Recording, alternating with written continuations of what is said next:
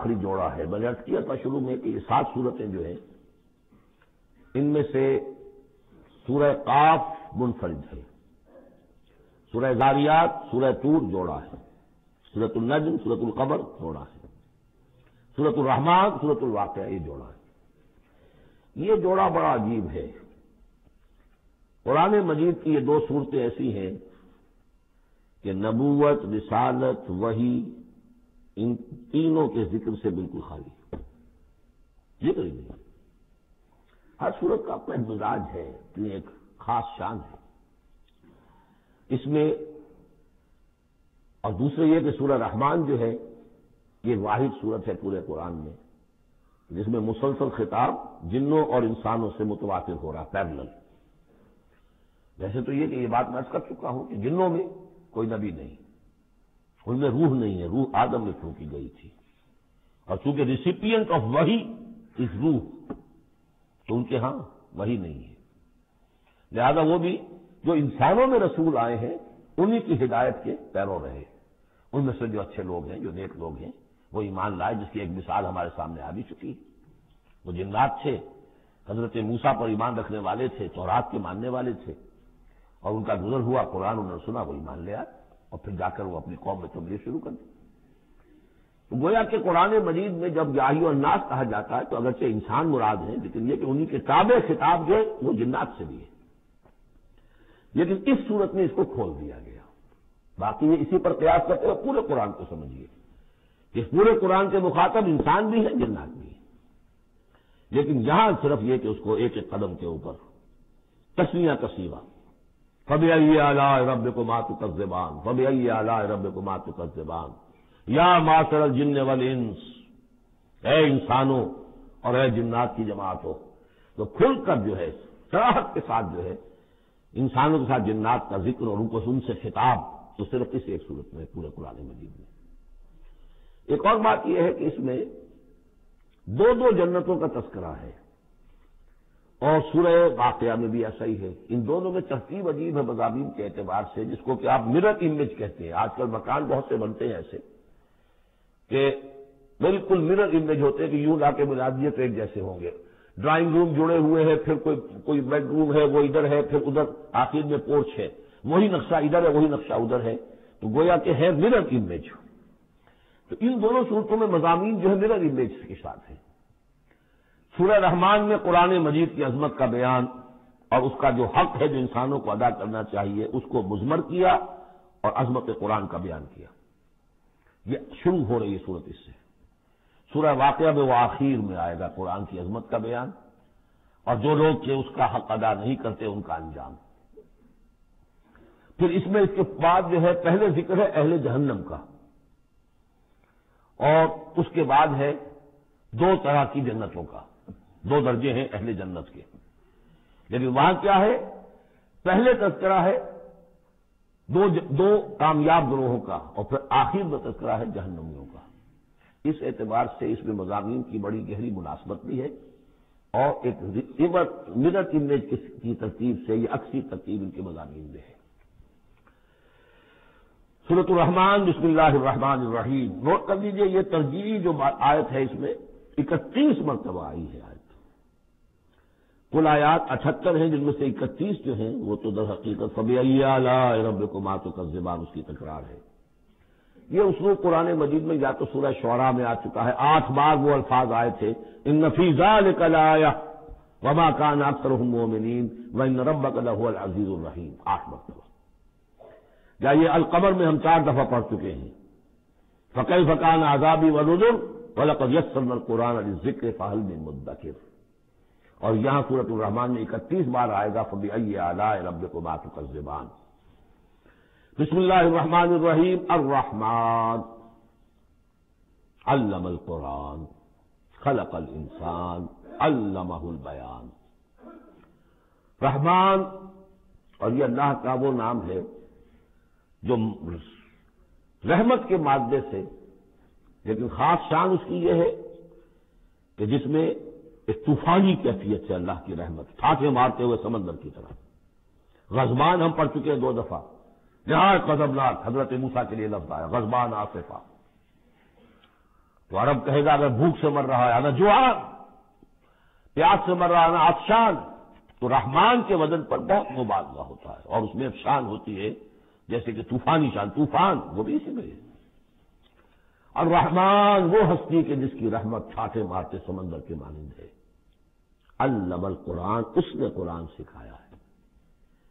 یعنی یہ کہ قرآن مجید کی عظمت کا تصور کرو، یہ اللہ کی رحمانیت کا مظہر عطم ہے، اس کی رحمت کی سب سے بڑی شان، اس کا مظہر عطم جو ہے وہ قرآن۔ دوسری بات یہ، اللہ کے ناموں میں چوٹی کا نام رحمان ہے، بہت پسندیدہ، رحمت کی تو ضرورت ہر شخص کو ہے۔ حضور نے فرمایا میں بھی مستغنی نہیں۔ آپ نے ایک موقع پہ فرمایا کہ کوئی جنت میں صرف اپنے اعمال کی بنیاد پر نہیں جائے گا جب تک کہ رحمت خداوندی دستگیری نہ کرے۔ اور حضرت عائشہ سے ہے یہ روایت۔ حضرت عائشہ نے پوچھ لیا، ظاہر بات ہے میاں بیوی کے درمیان ایک بے تکلفی بھی ہوتی ہے کہ کیا حضور آپ بھی؟ آپ نے فرمایا ہاں میں بھی۔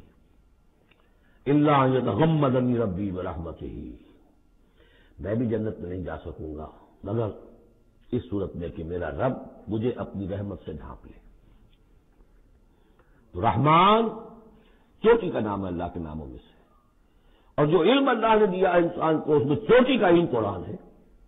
ایک علم وہ ہے ریویلڈ نالج جس کی چوٹی یہ ہے، ایک علم ہے ایکوائرڈ نالج، رفتہ رفتہ انسان جا رہا ہے، لیکن سب سے اونچا علم، سب سے بڑا علم خلق الانسان، اسی نے انسان کو بنایا، اور اس کی کریشن کا کلائمیکس انسان ہے، تخلیق کی معراج انسان ہے۔ خلق تو بیدیہ، ہم نے دونوں ہاتھوں سے بنایا ہے، جس میں عالم امر اور عالم خلق جمع ہو گئے۔ اس کے آگے علمہ البیان، جو صلاحیتیں انسان کو دی ہیں ان میں چوٹی کی صلاحیت جو ہے بیان ہے۔ انسان کو کہا گیا حیوان ناطق، نطق، قوت بیان۔ اور یہ بات ہمیں معلوم ہے کہ یہ جو انسان کا جو برین ہے، ظاہر بات ہے گوریلاز میں بھی ہے، چمپینزیز میں بھی ہے، اور بھی حیوانات کے اندر بھی ہے، گھوڑے کا بھی برین ہے، لیکن یہ برین جیسے جیسے رفتہ رفتہ لوئر اینیمل سے اوپر آپ آ کر دیکھتے ہیں، ہائیسٹ انسان کے اندر آ کر اس کا جو گرے میٹر ہے، وہ جو ہائیسٹ ایوالو فارم ہے، اس میں مختلف ایریاز ہیں۔ یہ ویژن کا ایریا ہے، آنکھ سے جو انفارمیشن جا رہی ہے وہ پھر ڈسائفر ہوتی ہے گرے میٹر کے اس پچھلے حصے کے اندر، ہیئرنگ ایریا ہے۔ لیکن سب سے بڑا رقبہ جو ہے وہ ہے اسپیچ سینٹر، اور اس کے دو حصے ہیں، دوسرے کی بات سننا اور سمجھنا، پھر اپنی بات کہنا، یہ دو ایسپیکٹس ہیں اس کے۔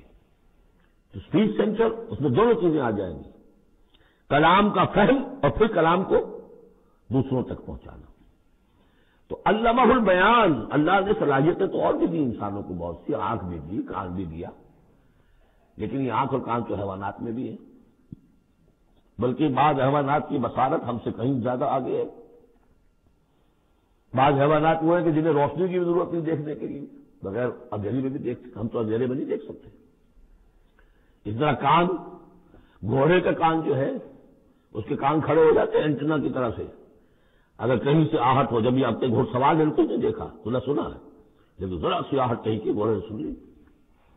اس حوالے سے باقی چیزیں جو ہیں ان میں تو یہ کہ علیحدہ علیحدہ گنا جائے گا تو صلاحیتیں باقی شاید انسان سے بہتر بھی دوسرے حیوانات میں ہیں۔ سونگنے کی صلاحیت کتے میں جتنی ہے ہمارے پاس تو ایک بڑا سو بھی نہیں۔ حیوانات میں سونگنے کا ایریا جو ہے وہ بہت بڑا ہوتا ہے برین کے اندر، وہ سونگ کر چیزوں کو اندازہ کرتے ہیں کھانے کی ہے کہ نہیں ہے۔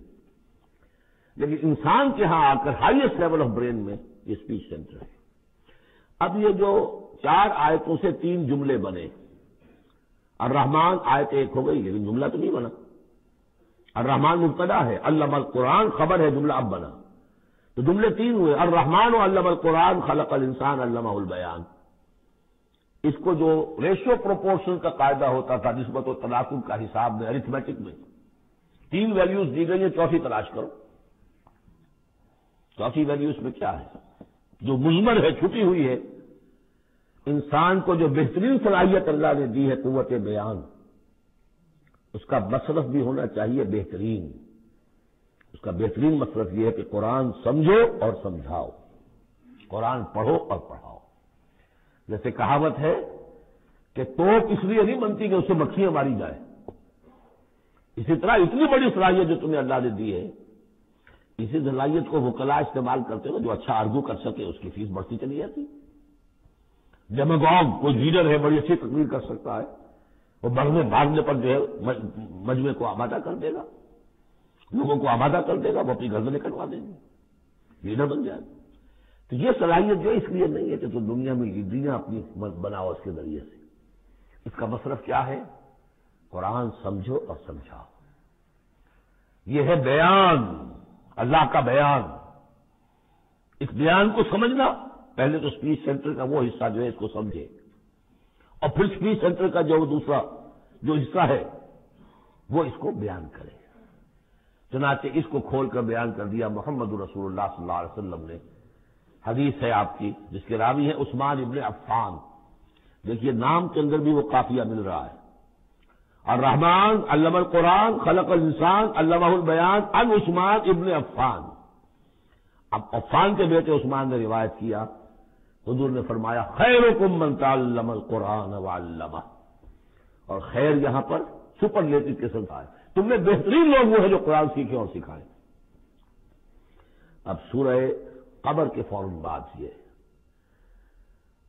وَلَقَدْ يَسَّرْنَا الْقُرْآنَ لِلذِّكْرِ فَهَلْ مِن مُّدَّكِرٍ الرحمن علم القرآن خلق الانسان علمہ البیان الشمس والقمر بحسبان۔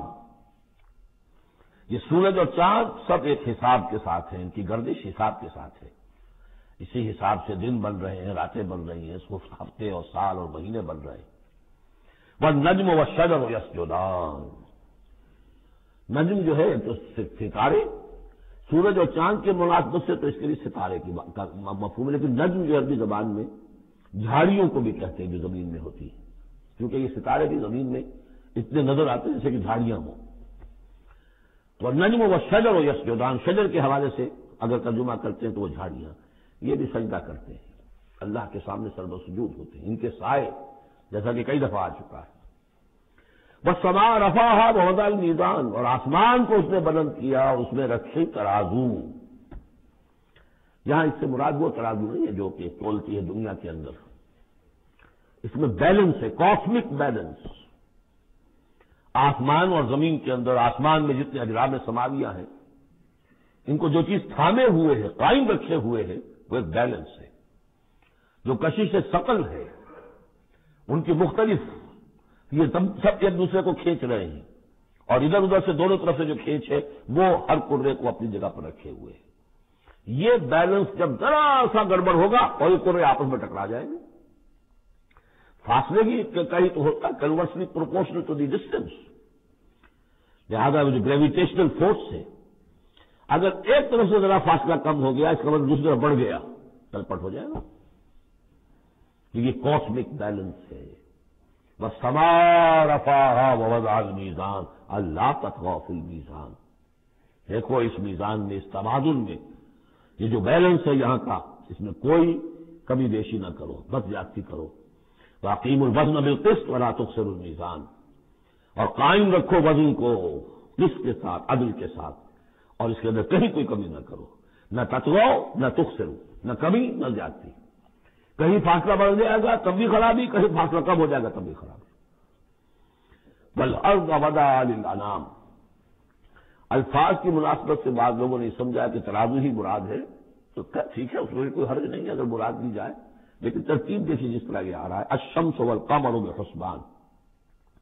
اب اس کے حوالے سے یہ گویا کہ کاسموس کی بات ہو رہی ہے، اس کاسموس کی بات کے بعد نیچے اتر کے والارض وضعها للانام، تدریجاً نیچے آ رہے ہیں، اور زمین کو ہم نے بنا دیا، رکھ دیا لوگوں کے لیے، پست کر دیا، ان کے قدموں میں بچھا دیا اپنی مخلوقات کے لیے، اور مخلوقات میں انسان بھی ہیں، جنات بھی ہیں۔ فیہا فاکہۃ، اس میں میوے ہیں، والنخل، اور کھجوریں ہیں، ذات الاکمام، جن پر کے غلاف چڑھے ہوتے ہیں، والحب ذو العصف، اور اناج ہے جس کے ساتھ بھس بھی ہوتا ہے، والریحان، اس کے دو ترجمے ہیں، ایک تو یہ کہ اور خوشبودار پھول بھی ہے، یا یہ کہ اور دوسری غذائیں بھی ہیں۔ فَبِأَيِّ آلَاءِ رَبِّكُمَا تُكَذِّبَانِ، عام طور پر جو ترجمہ ہے اس میں آلہ کا ترجمہ کیا گیا ہے نعمتیں، لیکن اصل میں یہاں نعمت قدرت ان دونوں کو جمع کیجیے. کہیں وہ نعمت کا تذکرہ ہے، کہیں اللہ کی قدرت کا ذکر ہے، اس کی قدرت کی نشانیاں ہیں. فَبِأَيِّ آلَاءِ رَبِّكُمَا تُكَذِّبَانِ، تو تم اپنے رب کی کون کون سی نعمتوں اور قدرتوں کا انکار کرو گے. تکذبان صیغہ ہے تثنیہ کا، دونوں سے خطاب ہو رہا ہے، انسانوں سے اور جنوں سے، اور یہ بات آگے چل کر واضح ہو جائے گی. خلق الانسان من صلصال کالفخار، ہم نے بنایا انسان کو اس صلصال سے، اس سوکھی ہوئی خشک مٹی سے، وہ گاڑا سنا ہوا گورا، صلصال من حمئ مسنون، اور جب وہ اتنا سوکھ گیا کہ کھنکنے لگا، کالفخار جیسے ٹھیکرا ہوتا ہے اسے بنایا. وخلق الجان من مارج من نار، اور جنات کو ہم نے بنایا آگ کی لپٹ سے، جس کو کہ ہم اس سے پہلے پڑھ چکے ہیں سورہ ہجر میں، نار السموم، لو جیسی ہوتی ہے جس کے اندر کی آگ ہوتی ہے.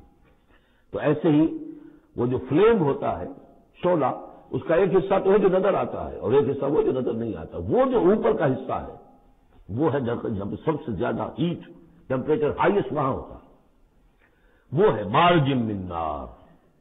فَبِأَيِّ آلَاءِ رَبِّكُمَا تُكَذِّبَانِ، رب المشرقین و رب المغربین، وہ رب ہے مشرقوں کا بھی، دونوں مشرقوں کا اور دونوں مغربوں کا. یہ تسمیہ کی جو مناسبت سے یہاں پر مشرقین و مغربین کا، کہیں مشارق والمغارب ہے، رب المشارق والمغارب، کہیں مشرق و مغرب ہے، اور یہ سب ٹھیک ہے. مشرق و مغرب واحد کے حصے سے بھی درست ہے. اور مشرقین اور مغربین، اس وقت کا جو مشرق ہے جہاں سورج نکل رہا ہے، اس کے مقابلے میں مغرب ہے جہاں وہ ڈوبے گا. لیکن وہی مغرب وہ مشرق ہے دوسرے ہمارا جو پیچھے جو حصہ گلوب کا اس کا مشرق ہے، اور جو ہمارا مشرق ہے وہ اس کا مغرب ہے. تو دو مشرق دو مغرب. پھر یہ کہ ہر نقطہ جو ہے زمین پر وہ مشرق بھی ہے مغرب بھی ہے. کسی نہ کسی وقت وہاں پر سورج جو ہے طلوع ہو رہا ہے، کبھی وہاں پر غروب ہو رہا ہے. تو مشارق والمغارب. لیکن یہاں پر تسمیہ کی مناسبت سے رب المشرقین و رب المغربین، دونوں مشرقوں کا رب مالک اور دونوں مغربوں کا.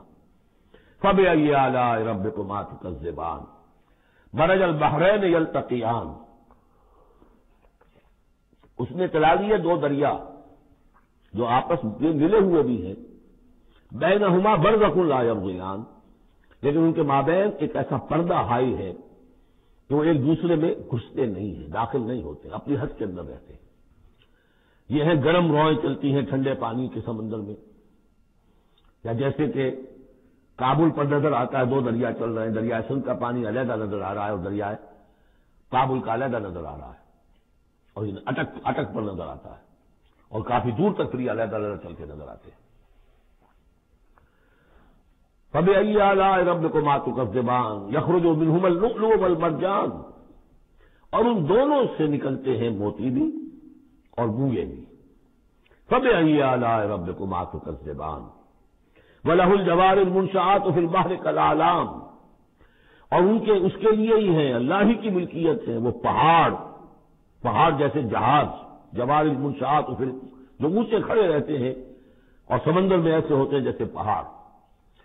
پچھلے زمانے میں بھی تو اگرچہ بادبانی ہوتے تھے، جب بادبان کھل جاتے تھے تو بڑی اونچی اونچی جو ہے بادبان ہوتے تھے ان کے، پہاڑ کی طرح پہاڑی ہے چھوٹی چھوٹی.